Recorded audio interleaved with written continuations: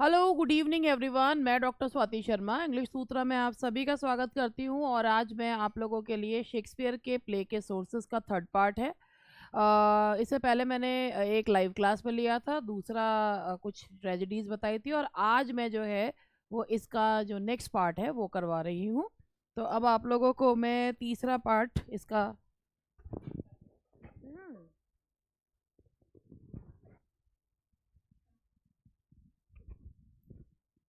आज मैं इसका तीसरा पार्ट जो है वो आप लोगों के लिए लेकर आई हूँ। और भाई मैं आप लोगों को थोड़ी सी चीज़ें जो है वो बताना चाहूँगी कि जो आप लोगों की बहुत पसंद की चीज़ें हैं वो आपकी पसंद की चीज़ें क्या हैं। आप लोगों को ना सच में जो है ना, you really like to waste your time बहुत ज़्यादा जो है ना। आप लोग जो है, मैं मतलब ये चीज़ देखती हूँ कि कहीं सा भी कुछ भी, मतलब अभी कोई बस एक खबर आनी चाहिए कि अभी एग्ज़ाम अप्रैल में नहीं है तो अपना पढ़ना लिखना छोड़ देते हैं। अरे यार भाई, अभी कोई भी चीज़ की, किसी भी चीज़ की कोई किसी के पास कोई खबर नहीं है। अगर अप्रैल के एग्ज़ाम का आ रहा है तो क्यों नहीं आप अप्रैल के एग्ज़ाम का सोच के उस हिसाब से तैयारी करते हो? क्यों आप लोग जो है ये सोचते हो चलो अभी और टाइम है। मैं ये कहती हूँ चलो टाइम है भी, मान लीजिए अप्रैल में नहीं होता है, मई में होगा या जून में होगा, जब भी होगा पेपर, लेकिन आप अपने आप को उसके हिसाब से तैयार क्यों नहीं करते हो? मेरा कहने का मतलब ये है कि आप तैयार करो अपने आप को। ये नहीं कि केवल जो है, और एक और चीज़, हाँ मैं तो जो बनने वाले होते हैं बन जाते हैं। मैं एक आप लोगों को एक चीज़ और कहना चाहती हूँ, जैसे कि एक वो होता है कि 38,000 जो है वो नई वैकेंसी आ रही है। अरे बहुत अच्छी बात है, आनी चाहिए। 38,000 वो भी आनी चाहिए, एलटी की भी आनी चाहिए, सब कुछ आना चाहिए। लेकिन अगर कोई ये सोचे कि अगर इसमें नहीं हुआ तो दूसरे में कर लेंगे, आप अपनी मेहनत तो करो।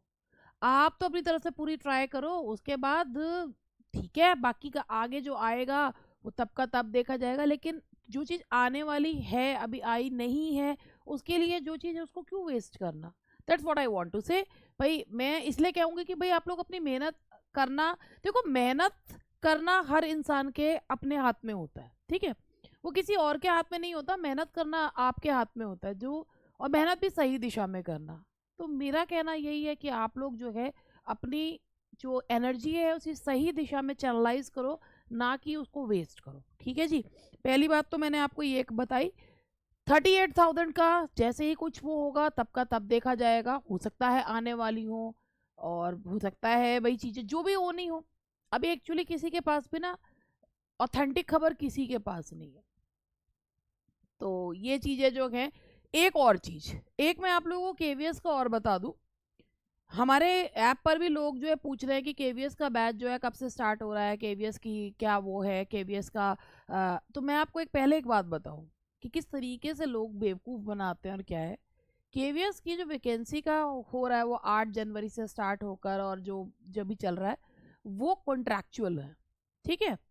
तो केवीएस का अभी नोटिफिकेशन नहीं आया है। दूसरी बात, केवीएस का नोटिफिकेशन अब जब मोस्ट प्रोबेबली आएगा, हो ये रहा है केवीएस का कि शायद वो ऑफलाइन मोड में होगा। तो आप वही मान के चलिए कि केवीएस का जो है वो अगर मान लीजिए फरवरी या मार्च में आता है तो वो जून तक अपना पेपर करवा लेंगे। लेकिन अभी फिलहाल उनका जैसे वो 2022 में जो नोटिफिकेशन आया था और 23 में फरवरी में उसका पेपर हो गया था, तो वो वाला नोटिफिकेशन अभी नहीं आया है।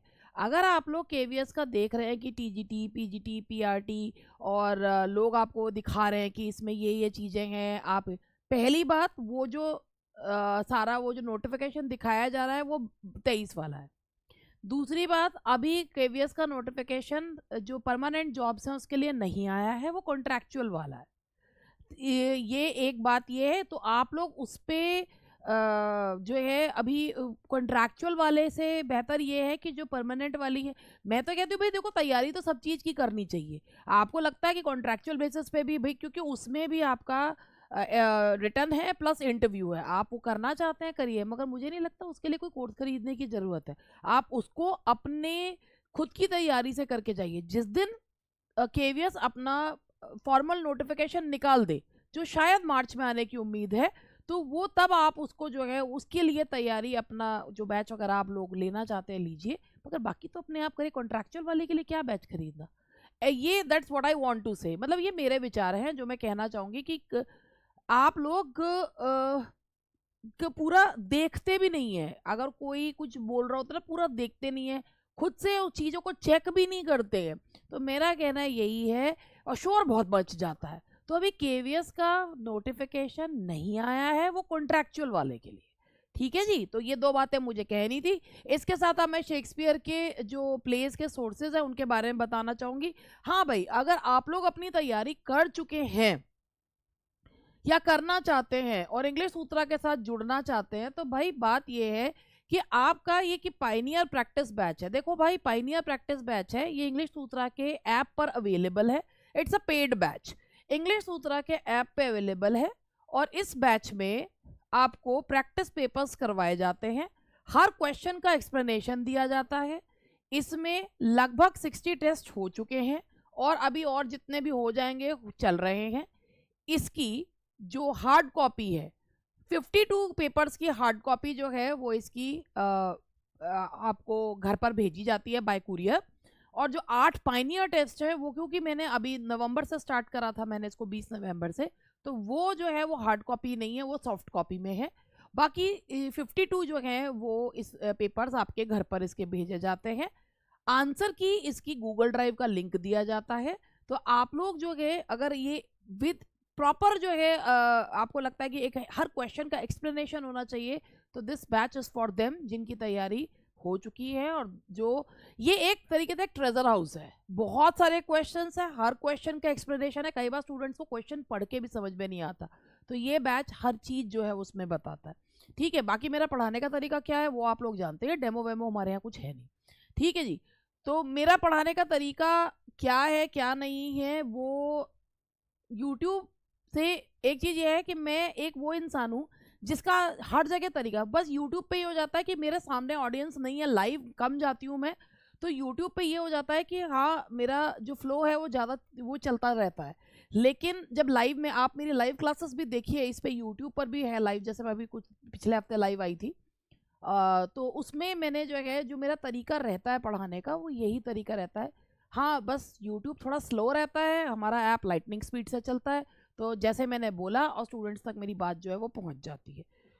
तो आप इस बैच को देख सकते हैं। इसके अलावा आप बाकी और भी बैचेस हैं, जैसे यूपीटीजीटी के सिर्फ लिटरेचर का बैच है, सिर्फ ग्रामर का बैच है, कंबाइंड बैच है, DSSB का बैच है और यूपीपीजीटी का बैच है, आप वो भी देख सकते हैं। और नोट्स सबके साथ हार्ड कॉपी फॉर्म में आपके घर पे आते हैं। चलिए इसी के साथ अब मैं आप लोगों को जो है सोर्सेज जो है वो बता रही हूँ।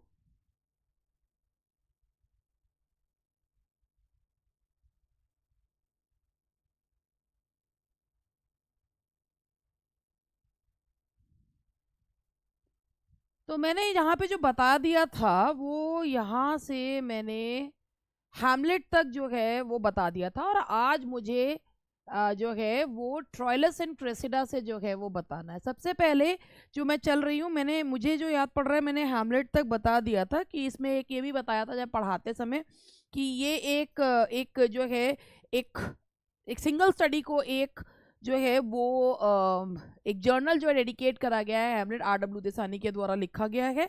तो इसके बाद मैं RW देसाई के द्वारा अब मैं आगे जो है वो बढ़ रही हूँ ट्रोइलस एंड क्रेसिडा से। सबसे पहले ट्रोइलस एंड क्रेसिडा को क्या माना जाता है, देखिए जॉर्ज बर्नार्ड शॉ ने तो ये कहा है कि ये शेक्सपियर की हिस्ट्री और ट्रेजेडी के बीच का जो है ब्रिज बनाती है।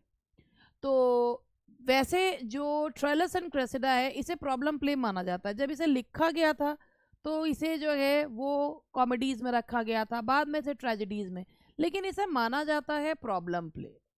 इसे प्रॉब्लम प्ले कहा जाता है क्योंकि प्रॉब्लम प्ले का मतलब ही होता है कि एक जो समकालीन समस्या है that is put before the audience, और उसका कोई जो है उसका रेजोल्यूशन नहीं होता है। तो ट्रोइलस एंड क्रेसिडा की जो सोर्स है वो चौसर की जो लॉन्गेस्ट कंप्लीट पोएम है ट्रोइलस एंड क्रेसिडा, वहीं से लिया गया है। और हेनरिसन्स ट्रीटमेंट ऑफ क्रेसिड, लिटगेट्स ट्रॉय बुक, और कैक्सटन, जो विलियम कैक्सटन की जो बुक थी the recuyell of the history of Troy, जो पहली किताब थी, जो उन्होंने इंग्लैंड की धरती पर पहली किताब जो थी that was the recuyell of the, मतलब इंग्लैंड की धरती पर डिक्ट्स ऑफ सेइंग थी, जो पहली किताब उनके द्वारा पब्लिश की गई थी, the recuyell of the history of Troyes, वो जो है विलियम कैक्सटन की बुक में से भी इसका सोर्स जो है वो लिया गया है। और कहते हैं कि विलियम शेक्सपियर ने जो है चैपमैन के द्वारा ट्रांसलेटेड इलियड की किताबों को पढ़ा था इसको लिखने से पहले। ठीक है, तो ट्रायलस एंड क्रेसिडा अब एक ट्रेजेडी में ही कंसिडर किया जाता है। सेटिंग इसकी ट्रॉय है, सेटिंग इज ट्रॉय। और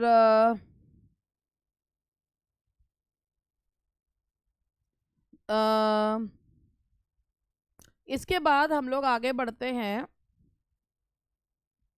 ऑथलो। ऑथलो लेते हैं। ऑथलो के बारे में अगर हम बात करें तो मॉडर्न जो क्रिटिक्स है ना वो ऑथलो को ये मानते हैं कि ऑथलो वो सॉर्ट ऑफ वुडन हीरो, मतलब उसके अंदर एक डेप्थ की कमी मानी जाती है। लेकिन ऑथलो जो है वो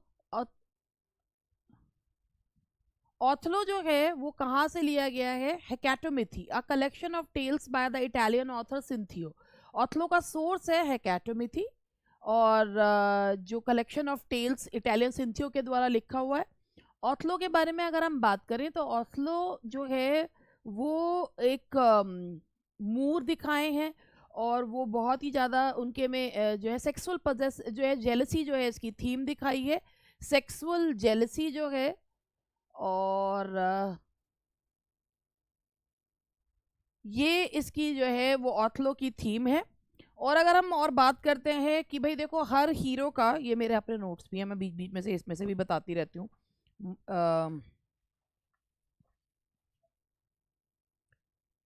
जैसे ट्रैजिक फ्लॉ के अगर हम बात करें तो ऑथलो की जेलसी ही जो है वो उनका जो है उनका ट्रैजिक फ्लॉ जो है वो माना जाता है।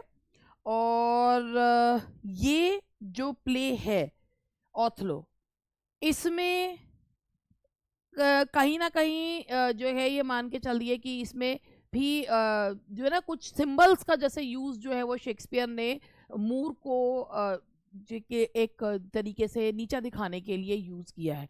तो ऑथलो हेकेटोमिथी से लिया गया है, सेक्सुअल जेलसी इसकी थीम है, और जो ऑथलो का ट्रैजिक फ्लॉ है दैट इज आल्सो जेलसी। और आप लोगों ने ये क्वेश्चन देखा भी होगा कि ये क्वेश्चन एक बार आया हुआ भी है, अगर मैं आप लोगों को, if I am not wrong, तो एक बार मैं आप लोगों को इसके बारे में बताना भी चाहूँगी। 1 मिनट का मुझे समय दीजिएगा। और ये प्रीवियस ईयर में ये क्वेश्चन या नेट में ये क्वेश्चन जो है वो एक बार पूछा भी गया है। एक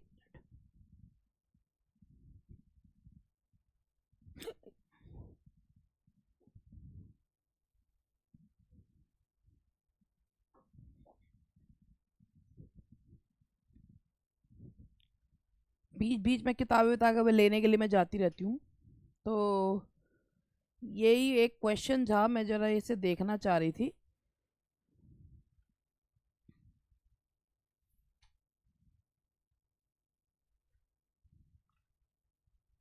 अब मुझे पता है मुझे मिलने का नहीं है वो क्वेश्चन, और फिर भी ढूंढने में कोई जो है वो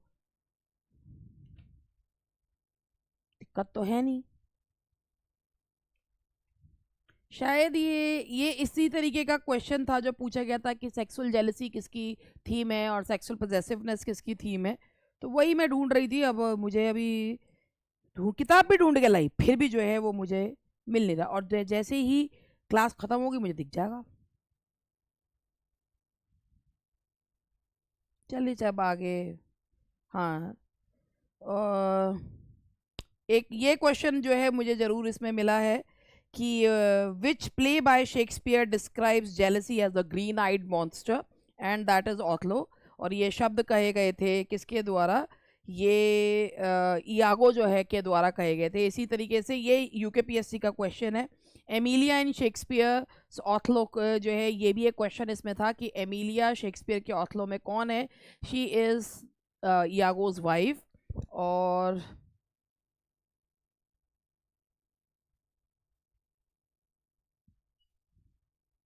चलिए अब मैं जो है इसके बाद अब मैं इसमें ढूंढने में टाइम ना वेस्ट करते हुए मैं आगे जो है बढ़ती हूँ, और अगर हाँ मुझे कोई क्वेश्चन वगैरह मिलेगा तो मैं ज़रूर जो है उसका आपको बताऊंगी।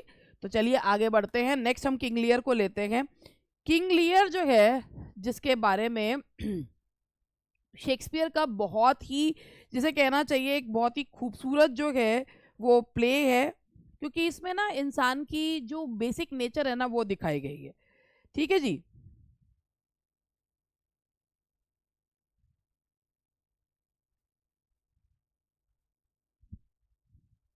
देखिए किंग लियर के बारे में अच्छा इससे पहले ना मेरे पे मैंने एक पॉइंट जो है वो था कि एक किंग लियर के बारे में जैसे एक क्वेश्चन आता है, सोर्स बताने से पहले मैं आप लोग बताऊंगी। एक किंग लियर के बारे में क्वेश्चन आता है, who gave the happy ending to King Lear, और लोग बताते हैं नाहम टेट।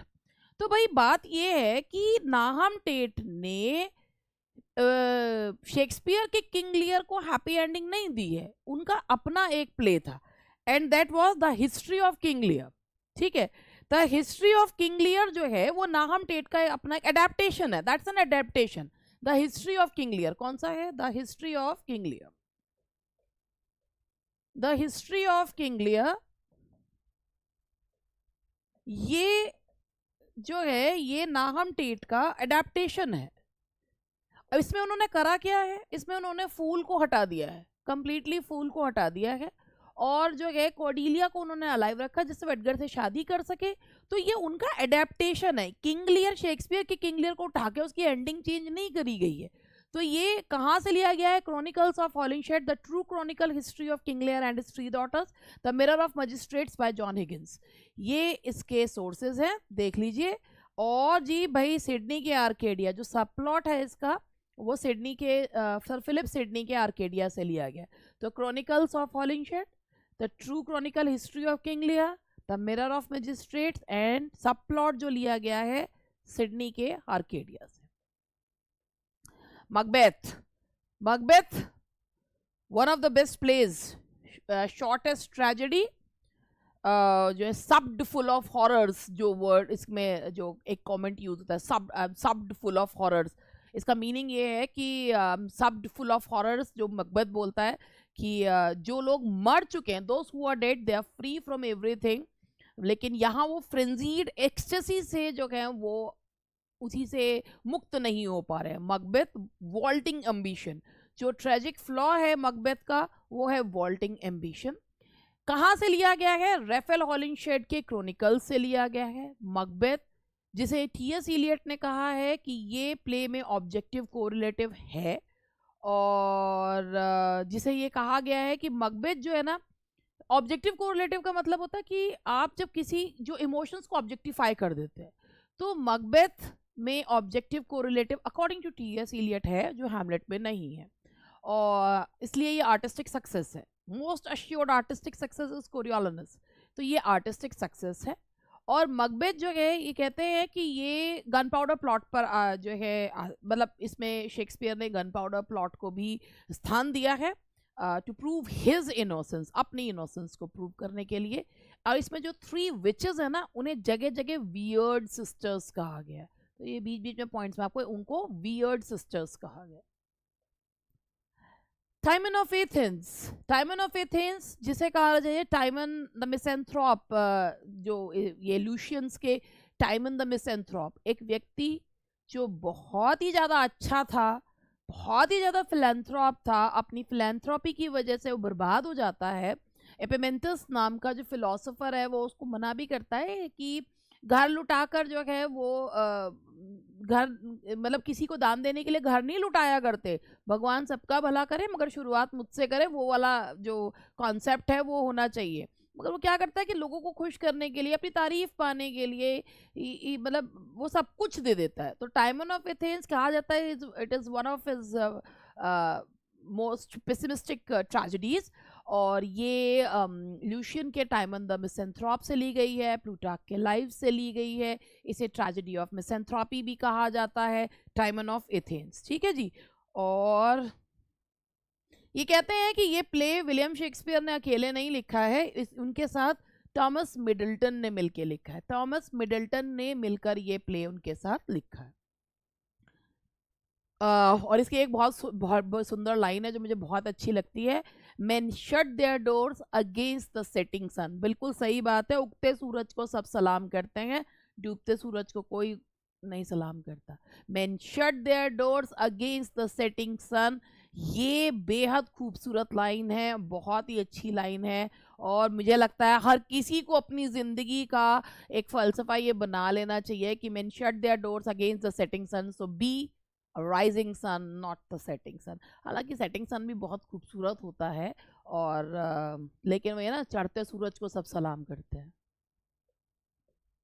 एंटनी एंड क्लियोपेट्रा ये विलियम शेक्सपियर का रोमन प्ले है, प्लूटार्क के लाइव्स से लिया गया है, translated bye Thomas north. प्लूटार्क्स lives इसका सोर्स है, प्लूटार्क्स lives translated bye Thomas north.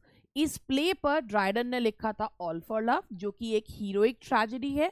The genre heroic tragedy came in the Restoration period, where a hero or heroine dies for the sake of his or her belief.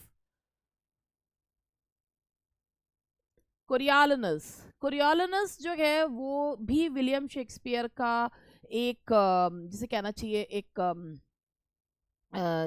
ये भी उनका Roman play है, ये भी north के Plutarch live से लिया गया है, Thomas North's translation of Plutarch lives of the noble Grecians and Romans.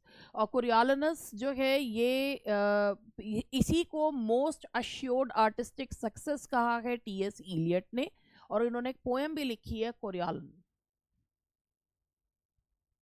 Pericles prince of Tyre, Pericles prince of Tyre, इसमें ये प्ले जो है एक मतलब अच्छा, उसमें यहाँ से ना विलियम शेक्सपियर ने एक शुरुआत करी थी एक ऐसे प्लेस की जिसमें मैजिक था, रियलिज्म था, उसके अलावा उसमें एलिगरी टाइप एलिमेंट्स थे, ट्रेजेडी भी थी, रोमांस, यहाँ से रोमांस की शुरुआत करी थी। It falls in the category of romance, ये रोमांस है। तो यहाँ से Pericles the prince of tyre ये रोमांस है, ये रोमांस है। यहाँ से पेरिकल से शुरुआत हुई थी, ये वो प्ले था सबको पता है, बड़ा कॉमन सा क्वेश्चन है कि which of the plays was not included in the first folio that came in 1623। तो ये था Pericles the prince of Tyre. इसमें जो एक स्टोरी टेलर लिया है विलियम शेक्सपियर ने, एक स्टोरी टेलर यानी कि जॉन गवर, जो हर एक्ट के बारे में बताते हैं, जॉन गवर को उन्होंने स्टोरी टेलर के रूप में, या जिसे कहना चाहिए कोरस के रूप में, जॉन गवर को लिया है। कहाँ से लिया गया है? Laurence Twine's. वैसे इसका कोई ओरिजिनल सोर्स है नहीं, लेकिन Laurence Twine's the pattern of painful adventures and a story of Apollonius in Confessio Amantis, यहाँ से ये लिया गया है। इतने सारे सोर्सेज हैं, याद रखने मुश्किल हो जाते हैं, मगर अगर आप इनको कहीं नोट डाउन कर लेंगे तो बहुत आसान रहेगा आपके लिए। Laurence Twine's the pattern of painful adventures and story of Apollonius in Confessio Amantis. Sidney के आर्केडिया से भी सोर्स लिया गया है। इसके बाद सिम्बलीन, ये भी एक रोमांस है। तो मैंने बताया ना इनके रोमांसेस जो हैं, शुरुआत कहाँ से हुई है रोमांसेस की? पेरिकल्स से। रोमांस क्या होते हैं? जिन्हें ट्रेजिक कॉमेडीज भी कहा जाता है। ट्रेजेडी एंड कॉमेडी के एलिमेंट्स होते हैं, इसके अलावा मैजिक होता है, इसके अलावा एलिगरिकल प्लेज होते हैं। तो ये रोमांस की शुरुआत जो हुई थी वो हुई थी पेरिकल्स से। सिम्बलीन ये भी उनका एक रोमांस है। हॉलिंशेड क्रॉनिकल्स, रैफेल हॉलिंशेड के मिरफ और रैफेल हॉलिंशेड के, और जो है यहाँ से क्रॉनिकल से, और हॉलिंशेड क्रॉनिकल, रैफेल मिरफो, उसके बाद मिरफो मजिस्ट्रेट, बोकैचियो के डेकामेरॉन से। सिम्बलीन बोकैचियो के डेकामेरॉन से लिया गया है, ठीक है जी। और इसकी जो सेटिंग है, इसकी सेटिंग ब्रिटेन और इटली जो है वो इसकी सेटिंग है। और इसकी अगर इसमें जो हीरोइन है इमोजेन, वो कहता है कि सबसे खूबसूरत, विलियम शेक्सपियर की सबसे खूबसूरत हीरोइंस में से जो एक है, एंड दैट इज सबसे खूबसूरत, दैट्स इमोजेन, जिसके लिए जो है वो कहा भी है शेक्सपियर हैज ओनली हीरोइंस, जो है Shakespeare has no heroes but only heroines. Sesame and lilies में कहा भी है कि Shakespeare has no heroes only heroines. Winter's tale ये भी उनका एक रोमांस है। विंटर्स टेल कहाँ से लिया गया है? रॉबर्ट ग्रीन के पेंडोस्टो से। बोकाचियो के डिकामेरोन से, प्लूटार्क के लाइफ से और ओविड के मेटामॉर्फोसिस, मतलब एक ही सोर्स नहीं है। जैसे जब हम कोई पेपर वगैरह बनाते हैं तो बहुत सारी किताबों को जो है वो रेफर करते हैं। हालांकि विलियम शेक्सपियर के ऊपर प्लेजियरिज्म का आरोप लगता रहता था, और तो लेकिन कहते हैं ना कि भी आज के समय में अगर देखा जाए तो विलियम भी प्लेजरिज्म के उन पे लगता था, मगर उसके बावजूद भी he had something in him कि उनकी वजह से जिनके प्लेस वो, जिनके सोर्सेज प्लेस वो चुराते थे, मतलब ऐसा लोग कहते हैं, तो वो जो है वो उनकी वजह से फेमस हो रहे हैं। तो ये है the Winter's tale, Robert Greene's prose pastoral romance, Pandosto, और बोकाचियो का डेकामेरॉन। विंटर्स टेल के बारे में अगर हम बात करें तो इस पर कॉलरिज की एक प्ले है ज़ेपोइला। उन्होंने विंटर्स टेल पर आधारित एक प्ले लिखा है ज़ेपोइला, और ये सिसिली और बोहेमिया में इसका एक्शन है। चलिए इसके बाद बात करते हैं शेक्सपियर के स्वान सॉन्ग, जिसका नाम है द टेम्पेस्ट। टेम्पेस्ट जो है वो, वैसे टेम्पेस्ट का प्लॉट ओरिजिनल प्लॉट माना जाता है, और लेकिन जगह कुछ जगह से लिया गया है। रोमांस है, और पहली बार जब फर्स्ट फोलियो आया था तो इसे कॉमेडी में रखा गया था, मगर चूंकि इसमें ट्रेजी कॉमेडी, रोमांस को ट्रेजी कॉमेडी कहा जाता तो इसको बाद में रोमांसेस में रखा गया। और ये जो है ना, कहते हैं कि इसका प्लॉट ओरिजिनल है, मगर जगह जगह कुछ जगह जैसे शेक्सपियर ने इसके लिए जो है वो कहीं ना कहीं सोर्सेज लिए हैं, जैसे Golding's Ovid and Florio's Montaigne, Erasmus Naufragium, Ovid's Metamorphosis, Jacob's his fair side, accounts of the Virginian expedition of sir George Somers, and ये है ना a discovery of the Bermudas. Basically इसका यही माना जाता है, a discovery of the Bermudas, मतलब कुछ कैरेक्टर्स के लिए, कुछ सीन्स के लिए जैसे उन्होंने सोच लिया, अदरवाइज ये प्ले जो है ये ओरिजिनल प्ले में काउंट किया जाता है। ठीक है जी। और बाकी जितने भी उनके हिस्ट्री प्लेज है, अगर हम बात करते हैं उनके हिस्ट्री प्लेज की, तो Henry fourth part first, Henry fourth part second, Henry six part first, Henry six part two, Henry six part three, Richard third, Richard second, King John, Henry fifth and Henry eight. ये सारे के सारे pledge का जो इनका source है, and that is chronicles of Raphael हॉलिशेड।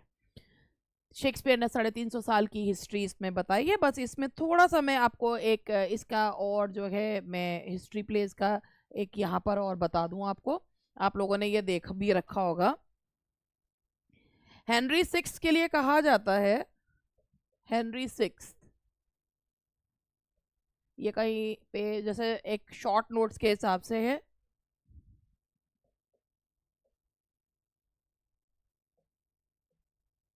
Royal saint, weak in saintliness.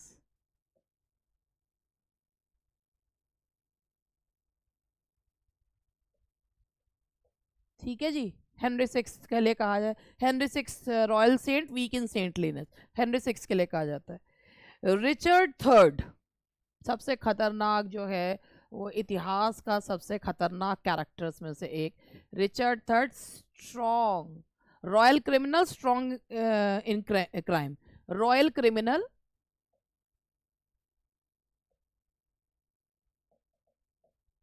Strong in crime. ये short वो में मैं आप लोगों को बता रही हूँ। और उसके बाद है किंग जॉन,